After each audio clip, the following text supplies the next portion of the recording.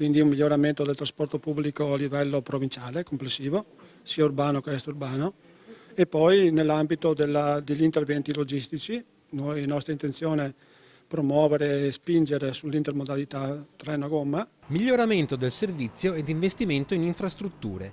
Questi in sintesi i cardini del nuovo piano industriale della MOM per il triennio 2017-2019. Un incremento di patrimonio per 18 milioni di euro, che comprendono tra gli altri l'acquisto del deposito officina di Castelfranco, di fronte alla stazione dei treni, e quello a Treviso in via Castellana, già di proprietà dell'azienda di trasporto prima della fusione in MOM. Torneremo quindi in possesso, la CTT prima, adesso come MOM tornerà in possesso dell'autofficina, e un simile piano abbiamo anche per altri interventi su altre infrastrutture. Obiettivo una maggiore efficienza logistica ed anche operativa.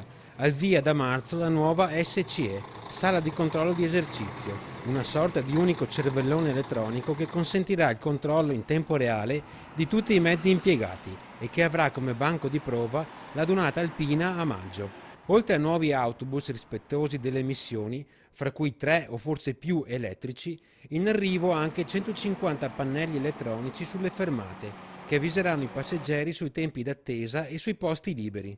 Investimenti dunque, costi e benefici, che comporteranno anche un nuovo piano tariffario dei biglietti. Il nostro ultimo piano risale al 2013, adesso abbiamo necessità di assestare un attimo tutto l'impianto tariffario. Per quanto riguarda la questione della vendita dei biglietti, stiamo concludendo con i tabaccai per trovare una soluzione, e entro questa settimana troveremo sicuramente una soluzione che sia di soddisfazione per tutti e due. MOM insiste infine sulla collaborazione con Trenitalia sul trasporto intermodale. Dopo il positivo avvio del servizio navette sulla tratta Treviso-Lancenigo, proseguiranno gli sforzi per attrezzare il capoluogo di una specie di metropolitana leggera, in servizio combinato treno-autobus, sulla tratta Santi 40 e Viale Europa.